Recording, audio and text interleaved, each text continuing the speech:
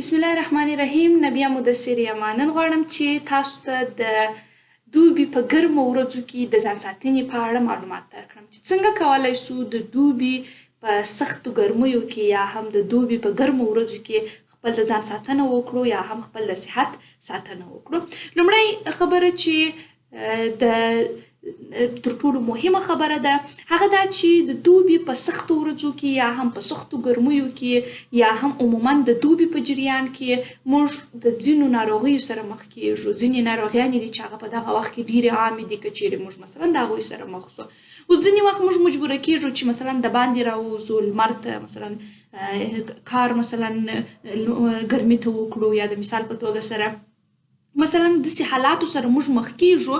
چې په هغه حالت کې به یا موږ د لمر سره په تماس کې یو یا د مثال په توګه سره موږ به مثلا ضرورت لرو چې په ګرمو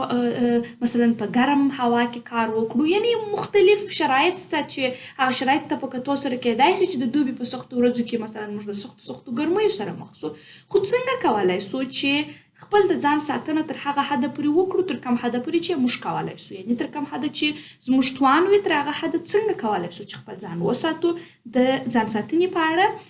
یو لنډ او خلاص معلومات درکوم. لومړی څنګه کومې ناروغیانې دي، هغه کومې ناروغیانې دي چې د دوبي په ورځو کې یا هم په سمر ډیز کې دا ډېرې عامې دي، یعنی دغه ناروغیو د رامنځته کېدلو امکانات ډېر زیات شته. لومړی دا څو هغه ناروغیانې وایو. ځینې هغه ناروغیانې some of the common summer disease، ځینې هغه ناروغیانې چې د دوبي په سختو ګرمیو کې د دې د رامنځته کېدلو هغه امکان ډېر شته. د هغه ناروغیو د جملې څخه لومړنۍ ناروغي چې ده هغه په خپله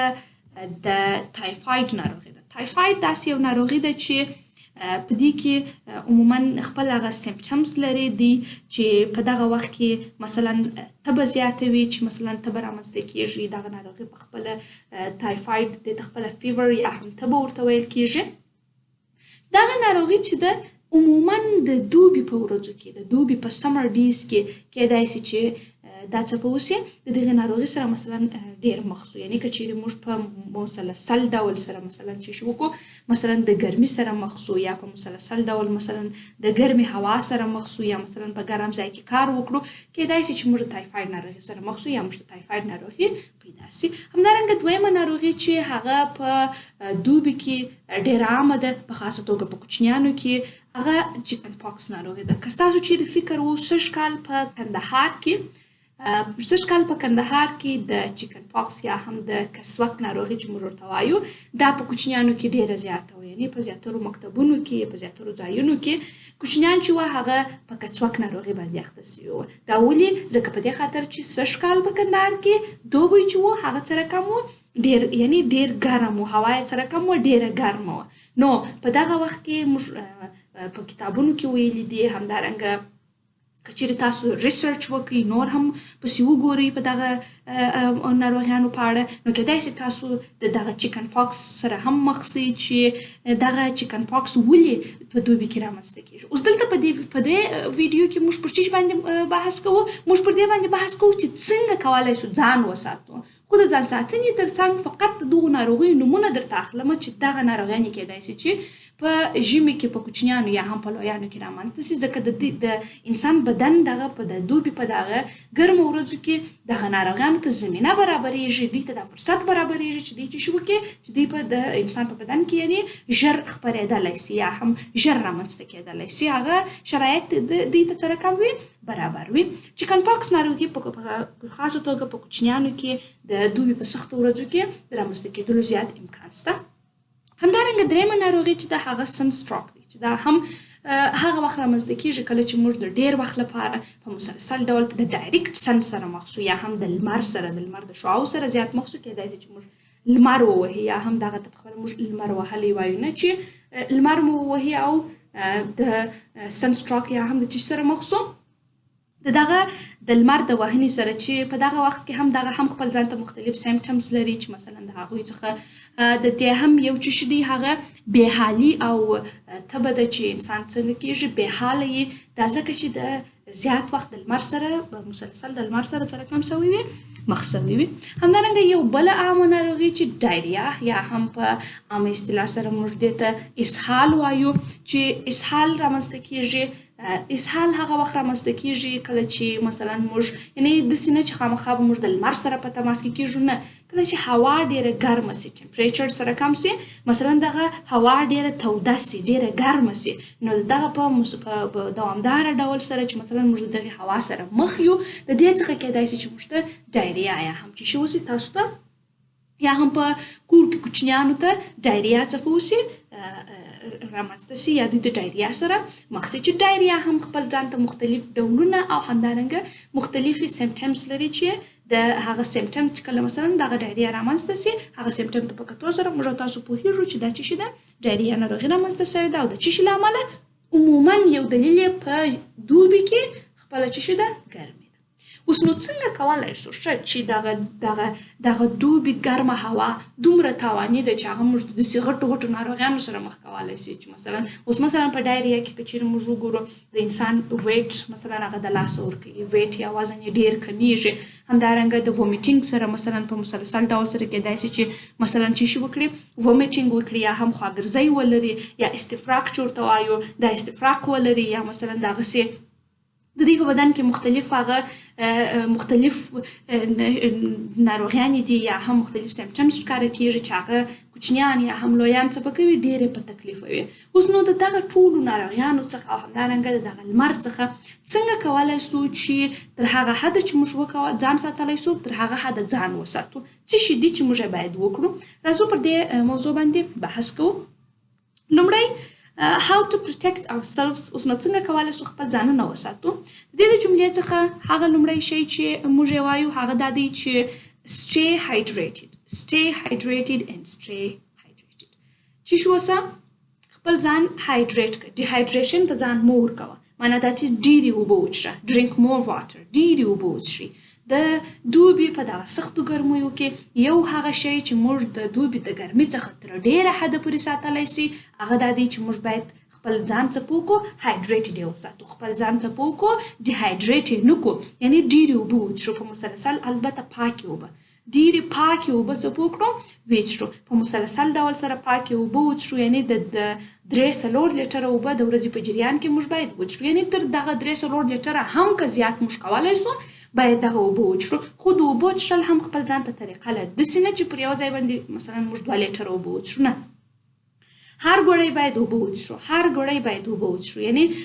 داسې نه چې په یو ګړي موږ ورته کښو نو 2 لیټره اوبه وڅښو نه دا 2 لیټره اوبه وڅښو خو مثلا د سهار څخه تر غرمې پورې وڅښو بیا د غرمې څخه مثلا تر ماښام پورې وڅښو دغه رقم په پرله پسې ډول سره د اوبو څښل چې دي هغه مو د ګرمۍ څخه تر ډېره حده پورې ساتلی سي. همدارنګه دویم avoid direct heat د ډایرکټ هیټ یا هم د ډایرکټ سن د سې څخه څپو کې ځان وساتئ مثلا په مثلا لمر دی په دوبي کې لمر ته موږ د باندې راوځو ودرېږو دا یعنې کېدای شي 15 دقیقې یا هم 10 دقیقې درېدل هم چې شو وکړي زموږ بدن ته تاوان وکړي که نور نه زموږ سکن یا هم جلد ته چې دی دا ډېر تاوان رسوي. همدارنګه eat light meals سپک خواړه وخورئ سپک light meals چې شو وکړئ سپک خواړه وخورئ. سپک خوړو څخه هدف دا دی چې یعنې مثلا هغه خواړه چې هغه مثلا ډېر درانه لکه مثلا سره غوښه چې ده همدارنګه مثلا ځینې نور خواړه دي چې هغه زیات پروټین لري د دغه خوړو مثلا هګۍ هم زیات پروټین لري صحیح دی خو که چیرې موږ مثلا دا په سلاد کې یو ځای کړو کېدای سي چې دا څه شي وکړي مثلا په سلاد کې په کافي اندازه سره یعنې د داسې نه چې د هغې مقدار زیات سي یعنې په کم اندازه سره استعمال کړو دا هم په هغه لایټ میلز کې کولی سو چې مثلا شامل کړو. لایټ میلز یا هم سپک خواړه وخورئ د درانه خوراک مه کوئ مه ډېر خوراک کوئ ځکه چې هغه هم کېدای سي چې د څه شي رامنځته سي زموږ په بدن کې تودوخه زیاته کړي یا مثلا د دوبي په جریان کې مو د مختلفو ناروغیو سره مخ کې په خاصه توګه د ډایریا سره صحیح دی. همدارنګه پروټیکټ یور آیز خپل د سترګو ساتنه باید وکړو یعنی ځینې وخت په تیز لمر یې مثلا دغه لمر ته په کتو سره کېدای شي چې زموږ سترګو ته چې شي ورسیږي تاوان ورسیږي یا د مثال په توګه سره که چیرې ډېر په مسلسل ډول د لمر سره مخ شو کېدای شي سترګې مو څپه وسي خوږ سي یا هم خوږمنې سي نو موږ باید د دوبي په سختو ګرمیو کې د خپل سترګو ساتنه وکړو همدارنګه یوز سنسکرین که چیرې مثلا لومړی خو ما تاسو ته مخکې هم وویله چې د هیټ یا هم د لمر څخه باید خپل ځانونه وساتو خو د ویډیو په سر کې مې یادونه وکړه چې ځینې وخت موږ مجبوره کیږو ځینې حالات داسې وي چې په هغه حالت کې موږ څه شي کیږو راوځو مثلا د باندې هغه کار ته مثلا چې شي لرو د باندې کار وکړو یا مثلا یو بل شی نو په دغه وخت کې موږ باید چې شي وکړو باید سنسکرین استعمال کړو یا سن بلاک چې ورته وایي یا د مثال په توګه سره ضد آفتاب یا هم د لمر ضد کریم چې دی هغه څه وکړو باید استعمال یې وکړو چې په مخ باندې یا هم په لاسونو باندې یعنې هغه د بدن هغه اعضا وي چې هغه مثلا لمر ته راوځي یا هم معلومیږي لکه لاسونه او مخ نو دغه تاسو څه وکړئ په سنسکرین باندې ووهئ تر څو د لمر دغه کوم شعاوې چې دي دا پر دې باندې زیات تاثیر ونه کړي او تاسو د جلد یا د خرابوالي سره مخ نه سئ همدارنګه یو بل تر ټولو مهم شی کول یور انوایرنمنت خپل انوایرنمنت خپل محیط خپل چاپیریال یخ وساتئ ګورئ دا تر ټولو یو له مهمو خبرو څخه ده چې موږ او تاسو باید خپل چاپیریال د پاک تر څنګ باید څه وکړو یخ یې وساتو څنګه کولی شو په طبیعي ډول سره دغه کار وکړو په طبیعي ډول سره دا کار داسې کولی شو چې درختې کښېنوو نیالګي کښېنوو د هر کور په دې مکلف دی چې خپل د کور مخ ته مثلا یو دوه نیالګي کښېږدي تر څو د دې تر څنګ چې خپل ځان ته ګټه ورسوي د وخت په تېرېدو سره البته خپل دغه شاوخوا مثلا کوم خلک چې دوی ته ګټه ورسوي یعنې که چیرې دغه نیالګي کښېنولو هغه کومه سلسله چې ده دغه موږ په دوامداره ډول سره جاري وساتو کېدای شي د وخت په تېرېدو سره موږ نه یوازې خپل ځان خپل کور بلکې ټوله ښار ته چې ورسوو ګټه ورسوو ځکه چې دغه کوم درختې چې دی دا خو په دې میکانیزم باندې د فوتوسنتیسیس په عملیه کې کېدای شي موږ او تاسو ټوله پوه سوي یو چې دا کاربن ډای اکساید د هوا څخه څه کوي اخلي او موږ ته پاک اکسیجن راکوي دغه د یو خو هوا راته پاکوي د دې تر څنګ هغه انوایرنمنت پاک راته ساتي د هغه تر څنګ انوایرنمنت څه کوي یخ کوي د انوایرنمنت فرش کوي تازه کوي نو موږ باید خپل انوایرنمنت هم څه وکړو یخ یې وساتو په طبیعي لارې چې شي ده د درختو کرل دي ګورئ ځینې شیان داسې چې هغه موږ ته دفتن ریزلټ راکوي دفتن د هغه نتیجه راکوي خو ځینې شیان بیا دا رقم وي چې د وخت په تېرېدو سره نتیجه راکوي دغه درختې کښېنول هغه څه دي چې کرار د وخت په تېرېدو سره دا موږ ته چې کله غټیږي موږ ته نتیجه راکوي او د دې تر څنګ چې هوا مو راته پاکوي د هغه تر څنګ مو دغه د هوا د فرش کېدو یا هم د تازه کېدو او د یخوالي لامل هم کیږي همدارنګه یو بل شی چې هغه باید په دوبي کې مثلا هغه وکړو تر څو د چې څخه وساتل شو د ګرمۍ څخه وساتل شو هغه یو بل شی دا دی چې ټیک کول شاور مثلا موږ شاور واخلي مثلا یخ شاور واخلي په ورځ کې مثلا یو واري یا هم دوه واري خامخا څه کوو شاور اخلي تر څو هغه کوم د بدن مثلا عموما په دوبي کې د خوله چې د مثلا دا زیاته څه کوي د بدن زیاته خوله کوي په دوبي کې دا خوله چې د خپل زموږ بدن باندې یو لیر جوړوي سړي چې دا هم د ګرمۍ د رامنځته کېدلو لامل کېږي تر څنګ چې د بدن د خیرنوالي لامل کېږي بلکې د هغه تر څنګ بیا پر بدن باندې یو لیر جوړوي چې دا بیا په خپله د ګرمۍ د رامنځته کېدلو یا د ډېرېدلو لامل هم کېږي نو باید چې د ګرمۍ کله چې د ګرمۍ احساس کوئ د هغه سره مثلا دفتن تاسو چې شو کوئ یو شاور واخلئ همدارنګه wear light and loose clothes چې شو کوئ آزاد او سپک کالي اغوندئ کوشش وکړئ چې زیات وخت په دوبي کې آزاد او سپک کالي واغوندئ په دې خاطر چې دغه آزاد او سپک کالي هم تاسو یو رقم مستریح کوي په دوبي کې د ګرمې هوا په مقابل کې تاسو یو څه کوي مستریح کوي مو او تاسو ښه احساس کوئ همدارنګه کله چې د باندې لمر ته راوځي دا خبر مې مخکې هم وکړله چې تاسو چې شو کوئ protect your eyes خپل سترګې وساتئ څنګه یې وساتو کله چې د باندې لمر ته راوځي عموما کوشش وکړئ چې سن ګلاسز په سترګو کوئ سن ګلاسز په سترګو کوئ تر څو دغه د لمر د مضرو شعاعو څخه د ډېرو ګرمو شعاعو څخه مو سترګې وساتل سي او آخري خبره او تر ټولو مهمه خبره stay hydrated and stay hydrated باید څه وکړو اوبه وڅښو، په دوامداره ډول سره اوبه وڅښو تر څو د دوبي د دغه سختې ګرمۍ څخه خپل ځانونه تر هغه حده چې موږ کولی شو تر هغه حده پورې یې وساتو. دا و د دوبي په سختو ورځو کې د ځان ساتنې په اړه ځینې معلومات چې تاسو سره مې شریک کړله. انشاءالله د وخت په تېرېدو سره به دغه معلوماتو ته نوره هم پراختیا ورکوو چې نور معلومات هم ستاسو سره شریک کړم. خو د اوس لپاره چې مثلا هغه شیان چې موږ مثلا په خپله کولی سو یا مثلا هغه شیان چې زموږ په وس کې دي چې په هغه په واسطه سره وکولی سو ځان وساتو، هغه یو له دغه شیانو څخه دي چې تاسو کولی سئ چې د په واسطه سره هغه ناروغیانې چې مې مخکې ذکر کړلې، لومړی خو د تودوخې څخه ځان وساتئ. کله چې د تودوخې څخه ځان وساتئ د هغه ناروغیو څخه هم تر ډېره حده پورې خپل ځان ساتلی سئ. د دې ویډیو په خلاصېدلو سره زموږ د دې ویډیو په خلاصېدلو سره دا معلومات هم پای ته ورسېدل. تر بلې ویډیو پورې ښه ورځ او ښې چارې.